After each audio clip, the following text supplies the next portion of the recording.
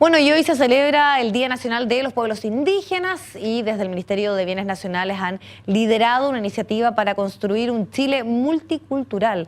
Vamos a conocer más antecedentes y conversamos con el titular de dicha cartera, el ministro Víctor Osorio. Ministro, gracias por acompañarnos. Hola, buenas tardes.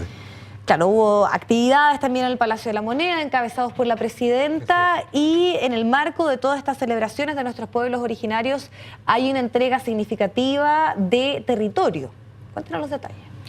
Claro, en el marco justamente del Día Nacional de los Pueblos Indígenas que hoy día hemos conmemorado, como ministerio decidimos hacer un balance de lo que ha sido la gestión de los 2 primeros años de gobierno de la presidenta Michelle Bachelet en lo que se refiere a la administración de la propiedad fiscal reclamada o ocupada por comunidades u organizaciones indígenas. Y a ese respecto podemos señalar con enorme satisfacción que hemos logrado una meta que no tiene precedente. En estos 2 años hemos entregado más de 49.000 hectáreas a los pueblos indígenas a lo largo de todo el país. Estamos hablando de una entrega de tierra fiscal a pueblos indígenas de los distintos pueblos indígenas que habitan nuestro territorio, de los 9 pueblos indígenas que habitan el territorio de Chile. Esta es una cifra sin precedentes que muestra el avance significativo que hemos registrado en esta materia en lo que tiene que ver con la reivindicación de tierras, que constituye uno de los fundamentos principales de la demanda que formulan los pueblos indígenas a la sociedad y al Estado de Chile. A lo que hay que agregar, en otra facultad que tiene que ver con bienes nacionales, con que hemos también logrado 607 inscripciones de dominio de propiedad privada, pequeña propiedad raíz, ocupada por familias indígenas que hemos regularizado sus circunstancias de propiedad. Entonces todo eso muestra un salto adelante enorme que se combina con otros esfuerzos que el gobierno de Chile ha realizado, porque por otra parte también la Corporación Nacional de Desarrollo Indígena en el año 2015 adquirió más de 11.000 hectáreas que se suman a las más de 150.000 hectáreas que se han adquirido a lo largo de la historia de la CONADE, desde 1994 a la fecha. Entonces, vemos que si bien, como decía la presidenta señalaba, queda mucho por hacer en esta materia, en este gobierno hemos dado un salto adelante de enorme envergadura.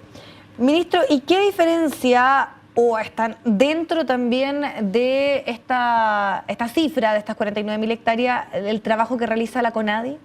No, se trata de esfuerzos convergentes, pero diferentes. Es diferente, a ver, Claro. ¿por qué? Porque el Ministerio de Bienes Nacionales, su trabajo tiene que ver con su facultad, que es la administración de la propiedad fiscal. Claro. Entonces, estas 49.000 hectáreas, 49.100 hectáreas, se refieren a propiedad fiscal administrada por el Ministerio de Bienes Nacionales que ha sido entregada a comunidades y organizaciones indígenas. No compra de privado. En el caso de la CONADE, Claro. lo que ellos hacen a través de su fondo de tierra es adquirir propiedad privada para disponerla para comunidades indígenas. Entonces, si bien son facultades convergentes, son diferentes. Nosotros no compramos propiedad privada para estos efectos. Lo que hacemos es que la propiedad fiscal que es reivindicada o que está siendo ocupada por comunidades indígenas es transferirla a estas comunidades. Ahora, este territorio, estas 49.000 hectáreas de infracción que se entregaron, ¿de qué manera lo reciben ellos? ¿Es una concesión? ¿Tienen el título de propietario? ¿Pueden trabajarla? ¿Pueden ahí repartirla en una comunidad? A ver, son varias preguntas. Claro. En primer lugar, en general, las comunidades indígenas tienen una relación de propiedad comunitaria respecto a la tierra. Entonces hay una relación comunitaria respecto de la tierra. En segundo lugar, el Ministerio de Bienes Nacionales lo que hace fundamentalmente al entregar tierra a comunidades indígenas, organizaciones indígenas, ocupar 2 herramientas de gestión fundamentales, que es la transferencia gratuita de dominio, que implica por lo tanto que la comunidad se constituye en propietario, en dueño de la tierra. Perdón. Y hay una segunda herramienta de gestión que es la concesión de largo plazo, también gratuita, en que lo que nosotros hacemos es transferir la administración en el largo aliento también en forma gratuita. Y en general lo que nosotros hacemos conjuntamente con evaluar la pertinencia étnica de la solicitud de una comunidad, para lo cual nos coordinamos con la CONADE y revisamos todas nuestras fuentes territoriales disponibles, es también solicitarles proyectos de desarrollo productivo. En ese sentido, hay experiencias extremadamente positivas, ¿no? Los geysers del Tatio, que son una de las maravillas turísticas del país, fueron entregados a 2 comunidades atacameñas justamente para un proyecto de desarrollo turístico con pertinencia étnica. Ministro, estoy un poco atorada, perdón, pero quisiera también preguntarle porque en el sur de nuestro país, perdón, voy a tratar de... Proceso participativo. A ver. Ahora sí parece que estoy en mejores condiciones de poder hacerle... La pregunta. La pregunta, perdón, pero... No hay problema. Tiene que ver con la Situación en el sur. La mayor complicación sin duda está en la región de la Araucanía, donde existe una solicitud principalmente de tierras que pertenecen, por ejemplo, a empresas forestales, que colindan muchas veces con comunidades. Hay un planteamiento también ahí que tiene que ver con sus temas ancestrales. ¿Qué ocurre ahí? ¿Qué injerencia puede tener, por ejemplo, el Ministerio de Bienes Nacionales? Claro, esto la pregunta que usted me formula está directamente vinculada con lo que conversábamos respecto a la diferencia que en esta materia existe entre la labor que desarrolla la CONADI y la labor que desarrolla Bienes Nacionales. La región de la Araucanía, donde efectivamente existe un porcentaje muy significativo de población mapuche, que plantean reivindicaciones de naturaleza territorial, es una de las regiones del país donde el Ministerio de Bienes Nacionales cuenta con escasa propiedad fiscal administrada. El Ministerio de Bienes Nacionales cuenta con un 53% del territorio administrado, que es propiedad fiscal, pero se encuentra distribuido en forma desigual a lo largo del país. En el caso de la región de la Araucanía, nosotros administramos el 10% del territorio, de lo que se sigue que el 90% es propiedad privada.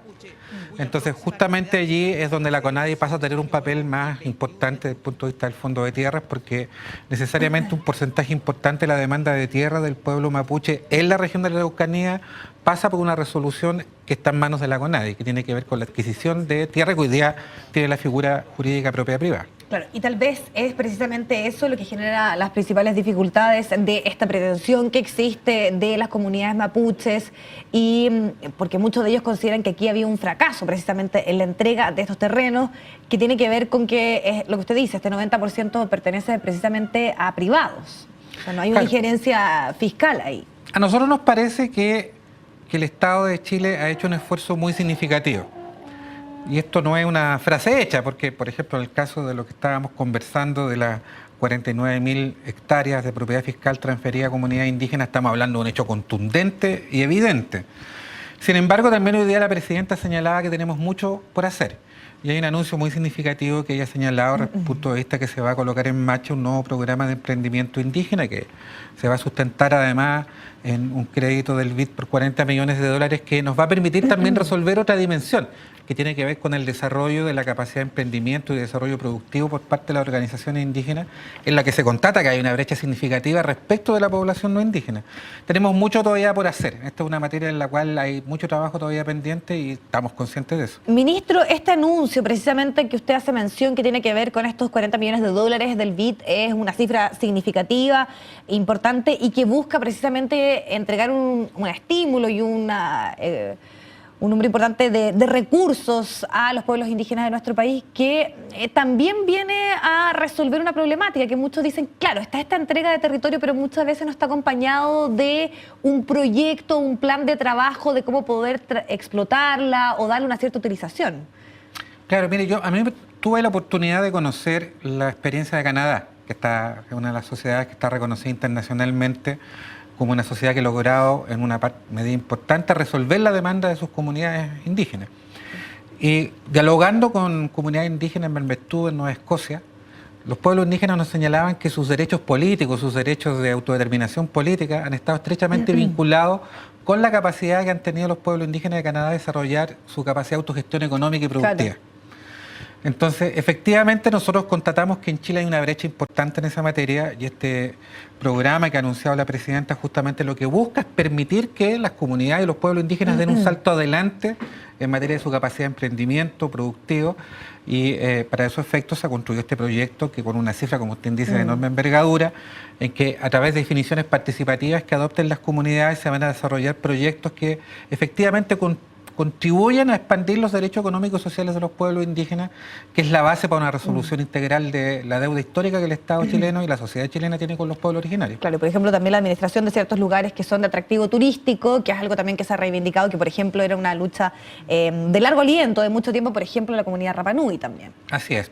Ahora, como yo le indicaba, hay experiencias exitosas, como es una experiencia exitosa la administración de los geysers del Tatio, que es una de nuestras riquezas turísticas, y ahí hay un proyecto de autogestión productiva desde el punto de vista del turismo con pertinencia étnica, del turismo sustentable, que desarrollan 2 comunidades atacameñas, a las cuales nosotros entregamos los geysers del Tatio en concesión de uso gratuito, porque esto era propiedad fiscal. Y hay experiencias entonces que por su éxito importa multiplicar y transformarlas en una política de Estado más amplia. Perfecto. Ministro, le queremos agradecer muchísimo su tiempo. También le pido las excusas por la problemática ahí para realizar la entrevista de una forma más continua, pero bueno, pudimos conversar de este tema que es de suma relevancia. Muchas gracias. Muchas gracias a usted.